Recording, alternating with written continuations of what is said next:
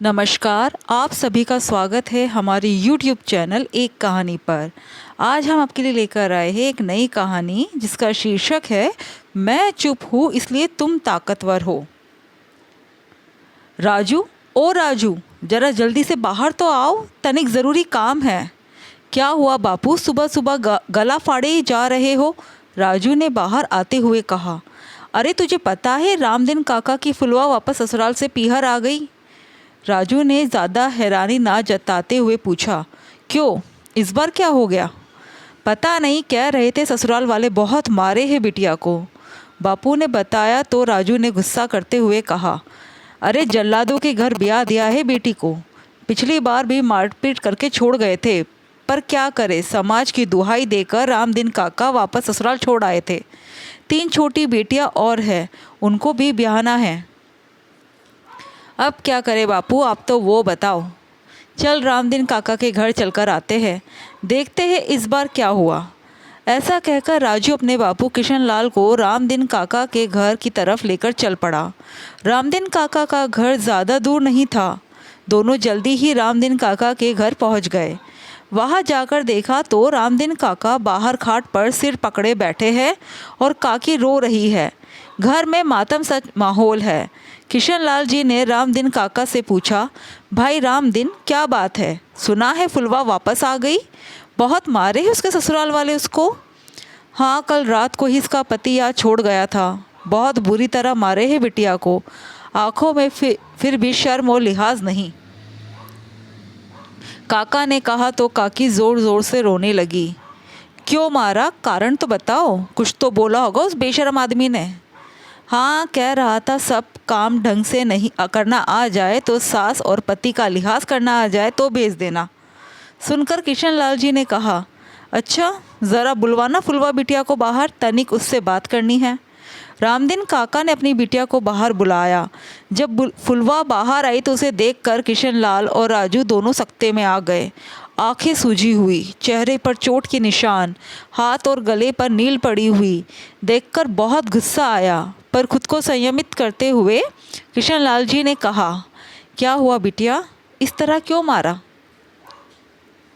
फुलवा चुप रही।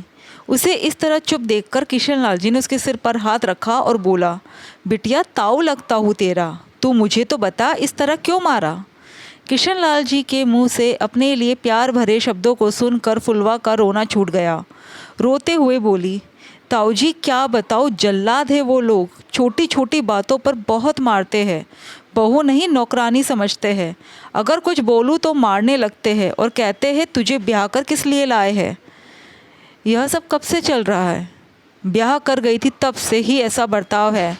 दूसरे दिन सुबह सुबह ही कमरे में आकर सासू माँ ने चाटा मार दिया और बोली कि तेरी होते हुए मेरी बेटी काम कर रही है, शर्म नहीं आती? बेचारी सुबह से काम में लगी हुई है और तू यहाँ कमरे में बैठी हुई है। तेरे ससुर ने कुछ नहीं कहा? क्या कहेंगे, बीवी के सामने ज़बान नहीं चलती। दोनों माँ बेटे अपनी मनमानी करते रहते हैं। अच्छा, फिर अब की बार क्या हुआ? ताऊजी सच बोला था इसलिए। 4-5 दिन हो गए ढंग से खाना नहीं खाया मैंने। इतना काम करो फिर भी भरपेट रोटी तक नसीब नहीं होती। रोटी ज़्यादा बन जाए तो सुनने को मिलता है अपने बाप के घर से लेकर आई थी क्या, और कम पड़ जाए तो कहते हैं कोई ज़रूरत नहीं अलग से बनाने की। दिन भर रोटी तोड़ती रहती है, एक टाइम भूखे रह जाएगी तो मर नहीं जाएगी। इंसान हूँ, जानवर नहीं। बस यही बोला कि दिन भर काम करती हूँ, कम से कम रोटी तो खाने को दे दिया करो। उस पर दोनों माँ बेटे ने मिलकर मुझे मारना शुरू कर दिया। जब बेहोश हो गई तब जाकर के पीछा छोड़ा। अब बर्दाश्त नहीं होता ताऊजी। फुलवा की बात सुनकर कुछ देर किशनलाल जी खामोश रहे, फिर कुछ सोचकर बोले, देख फुलवा, तू चुप है इसलिए वो लोग ताकतवर है। अपनी खामोशी को उनकी ताकत ना बना। पता है ताकतवर इंसान ताकतवर कब होता है? जब सामने वाला खुद को कमज़ोर समझता है। बाकी तो खुद भी समझदार है। किशनलाल जी तो अपनी तरफ से फुलवा को समझाकर घबरा गए। 10-12 दिन बाद रामदीन काका फुलवा को समझा बुझा कर वापस ससुराल छोड़ आए, पर इस बार फुलवा पूरी तरह से तैयार थी। अब जो बहू मार खाने के बाद दूसरी बार नहीं बल्कि तीसरी बार भी लौटकर ससुराल आ गई हो तो ससुराल वालों को तो अपने आप ही बहाना मिल जाता है उसे परेशान करने का। दूसरे दिन फुलवा ने खाना बनाया तो खाने में नमक कम है, इस बात को लेकर उसकी सास ने चिल्लाना शुरू कर दिया। फुलवा ने नमक लाकर रख दिया और कहा कि माँ नमक कम है तो नमक डाल लीजिए। सुनकर सासू जी और ज़्यादा भड़क गई, कहने लगी कि ज़्यादा ही ज़बान चलने लगी है, आने दे मेरे बेटे को बताती हूँ, सारी अकड़ निकल जाएगी। शाम को जब फुलवा का पति घर आया तो सासू माँ ने अपना स्वभाव के अनुसार हर बात को नमक मिर्च लगाकर कहा, जिस पर उसका पति भड़क गया और फुलवा को गालियाँ देने लगा। फुलवा ने भी कहा नमक कम था तो नमक डाला जा सकता था, उस पर बेवजह का हंगामा करने की कोई ज़रूरत नहीं थी। पर फुलवा के पति को ये अपनी शान के खिलाफ लगा कि उसकी पत्नी ने पहली बार पलटकर उसे जवाब दिया है। उसने आप देखा न था, उठाया लठ और फुलवा को मारने लगा। लेकिन इस बार फुलवा ने भी ठान रखी थी, जैसे ही उसका पति उसे लठ मारने लगा वैसे ही फुलवा ने लठ पकड़ लिया और ज़ोर से चिल्लाई, इस बार कमज़ोर नहीं हूँ मैं, छू कर दिखा, हाथ पैर तोड़ के ना रख दूँ तो। फुलवा का रौद्र रूप देखकर उसका पति एक बार तो बिल्कुल सख्ते में आ गया, पर इतने में सासू माँ ज़ोर से चिल्लाई, ज़्यादा ही जबान चलने लगी है, अपने पति के सामने बोलती है, शर्म बेच खाई। फुलवा ने कहा, हाँ बोलती हूँ, क्योंकि मैं चुप हूँ इसलिए तुम ताकतवर हो, पर सामने करोगे तो चुप भी नहीं रहूँगी। चुप रहकर बहुत मार खा ली मैंने, आज के बाद हाथ उठाया तो ये याद रखना, तुम्हारी मार तो मुझे पड़ेगी ही, लेकिन उससे पहले तुम लोगों के हाथ पैर तोड़ दूँगी। एक मारोगे तो 10 पलट कर मारूँगी। बहुत बर्दाश्त कर लिया मैंने, अब ना करूँगी बिल्कुल बर्दाश्त।